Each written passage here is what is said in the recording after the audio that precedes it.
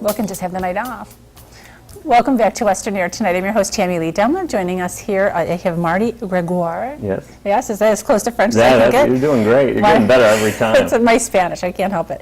Also joining us, our audience on 90.5 FM, WLNF. We welcome you back. We are talking about some serious insurance wrangling, and that you overcame that through appeals and advocacy, and you wanted to touch just on that again before we move on. Yeah, I just wanted to touch on that. I mean, every insurance carrier has a policy, and they follow that rule, and most of the time when you call for something, the person taking the call is just following what they've been trained to do. Mm-hmm. But there are channels, and you do have a right to a full appeal, to get it reviewed again. And I encourage, if you're looking to have something done, to find out what manner that is, you have a right to an appeal. And because I knew that, because of my background, and went through with it, I was able to reverse the decision. Mm-hmm. So, it's kind of one of those things where they have to say no first, but when they know you're serious, maybe they'll really give you consideration. So don't give up. Don't give up. That's your theme. Don't give up. Keep going. Keep going. Find a way. Mm-hmm. Find a way. If something's important to you, you find a way. You were featured in a newspaper not so long ago. That's yeah. where I actually got to see you for the first time. That's right. Tell us about that. Well, a gentleman at the news heard about me and what I like to do. Because of some of the procedures that I've had, I've been able and lucky enough to kind of run again when I was young. So I decided that what I would do is run 1 5K a month for charity. And I started to do that 8 years ago after that rhizotomy procedure. And it got addicting. And then next thing I know, my sister's running with me and my friends are running with me. And what I would do every year on the anniversary of my rhizotomy procedure is wear a shirt with some of the names of kids with CP and adults that I talked to about cerebral palsy, the courses that I've taken with surgery and how it's helped me, and to see if it's a good fit for them. I never try to sell anything, let them investigate it, and I just wanted to run for those who couldn't. And that's what the shirt says. It says, I run because I can. Mm-hmm. And that's basically what it is. When I get tired, I think of those who can't run, and I run harder for them because I know they do the same for me. And I put the footprint, which I call a footprint of hope, on the back of the shirt. Yeah. And it's like this. I'll hold this up. I don't know if Rich can zoom in on that, but is this your logo? That's a logo I designed just one day. I don't have an artistic bone in my body, but that day I did. Let's see. It's lovely. And it has such meaning. Yeah, so I reached out to the families I had been talking to, because I still keep in touch with the hospital's webpage. And I said, hey, I'm doing a run. If you'd like to have your son or daughter's name on the shirt, let me know. Well, 2 names turned into 4, next thing I know, I had 80 names.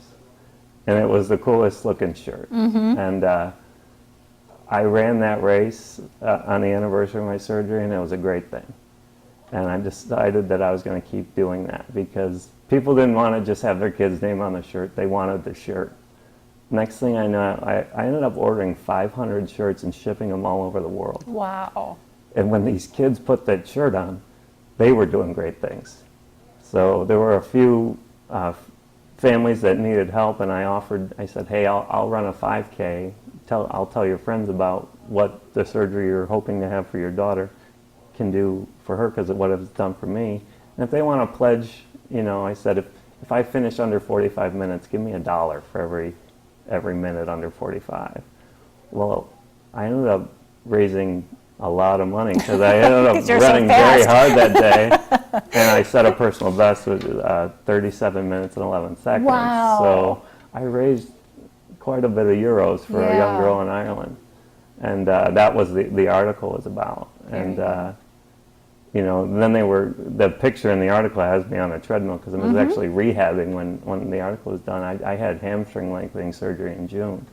Just this past June? Yes. Oh my gosh. It's called percutaneous lengthening, to kind of reverse some of that contracture that happens. So I had to learn to walk again. What would be the 4th time in my life? Mm-hmm. So, but I'm back fully ready to go, and I did a few charity 5Ks in November and had my checkup, and the doctor said I can go full steam, and just signed up to be part of a relay of the Buffalo Marathon. Oh my gosh, that is so neat. I mean, so inspirational. What actually inspired you to incorporate that? Was it that run? Was that first? You know, it was into the nonprofit agency that how to build that. Yeah. You know, it was one of these things where it's like, man, if I'm just putting I enjoy fundraising in different ways. I do a lot with the local Alzheimer's Association because my mom happens to have it, and I'm a primary caregiver for her. And I saw the kind of work that they're able to do, and the benefit and the feeling I got by doing it. And, you know, and I just know from talking to all these families that they need a network of support. So what I decided to do is, you know, I have a lot of free time, or I thought I did. Let's see where it goes. Let's make it an official organization. Let's have a mission. Let's see who we can reach. Let's see who we can bring together. So I talked to some friends about my idea, and they said, that's a great idea. And, you know, Christy liked it. And then I talked to Matt before a movie one night, and he said, that's a great idea, I'll help you. Yeah. So next thing they knew, they were on my board of directors. And that's great. I filled out the 501c3 application with the IRS, and it's like a 40-page document when you're done, and they approved it. And we've been going forward ever since. Celebrating your birthday with the organization again? Yeah, January 24th. And, good. You know, we've had, you know, everything we do is volunteer-based. I don't take a penny from anything that we raise. And everything we raise comes from the generous donations of the community. And we've had some great support to say that we're in a position now to start helping people with those funds. In the past year, we've had 5 applications where we've actually been able to help people buy some equipment that's helped them with their mobility and their quality of life. And that's what we're all about. I know what happens to my body when I can't move. So I want to get people moving. And if they can't get out of a chair, I want to make their life better and open that world so that they can experience it, whatever that may be. And that's what we're here to do. So it's powerful when you help somebody that can't possibly repay you, but I don't expect repayment. We get repaid in smiles and stories. A young boy in Depew, we gave him a safer walker. He had a walker that every time he hit a little bump in the rug, he would faceplant. Oh my gosh. There's no nice way to say it. He'd fall on his face. He was afraid to walk because of it. Who wouldn't be? So we got the application with that explanation, and we ask for proof of diagnosis because we're not medically trained. So we ask for the doctor's proof of diagnosis, and we ask for a medical professional's approval of what they're asking for to say that it's beneficial. And then we review their circumstances, and if we have funding available and everything is in the right place, we'll take care of that. So what we did for that young boy was get him a safer walker. And we were happy to find out that a month after we gave him that walker, he was playing adaptive football at school with other kids. And then his New Year's resolution, he brought it home from school. He said, I want to walk independently. And then I learned last week, because I keep tabs on all these kids, because I keep them going, and because they keep me going. Yeah. He walked up the stairs unassisted at his house for the first time. Oh my gosh. How'd that make you feel? It feels awesome, because I know he's capable. Yeah. And now he knows he's capable. So that's one kid. You know, there was another little girl that, you know, she's part of the early intervention program, but she needed an activity chair that they wouldn't cover. Well, guess who can? You know, because it's functional. The occupational therapist explained what she needed it for. So she's got that. And we're excited to be able to do those things. You know, and every time we get an application, we get very excited because we know that we have a chance to make an impact. And we're starting a new program where we actually motivate the kids. We have our own superheroes now. That we have a Capes for Kids program, and what we do is we send superhero kits to the kids' therapist and let them present it at therapy. And we have a little note in there that says that they have superpowers, but they got to work at it. And they can put the cape on and the mask, and it lights them up. How and it neat is that? motivates them to do things that maybe they were not in the mood to do. And we put a little note in there for the parents, because parents are superheroes too. Everything they do every day to make their kids' lives great, we tell them we know, and we know that there are days where your superpowers might be lacking, but we're here to help, and if we can help you in any way, let us know. So some great things going on, and we're excited to keep going with that. We've got some activities planned for the year where we're going to have a adaptive bowling, so that kids with CP can bowl no matter what their skill level or ability is. It's set up that they can do that. So they can meet other families and have that moment where maybe they've never met a kid that's in a wheelchair or a walker. You have that Me Too moment, like, hey, yours is red, mine's red. That's cool. Let's be friends. You know, let's bowl. Let's have fun. The parents can talk about what parents talk about. Yeah. And then we're also going to have a night where parents can just be adults. And we're going to look to do a comedy night where they can come out and just have a few laughs and just forget about the struggles of life and just, again, get to know each other. We want them to lean on each other and support each other, because we're in it together. If it takes me to push them together so that they stay together, then that's what I'll do. Tell me, how can people find out information about those events? Is it on your website? Well, we have our website, it's Footsteps of WNY.org, but we also have a Facebook page, and our community is growing. Yeah, who doesn't have a Facebook page? Tell us about it. Yeah, it's a page where we communicate with our fans, or anyone, and we've got fans all over the country and world. And it's a place where you can communicate and share your struggles and your triumphs, because those are just as important. Yeah.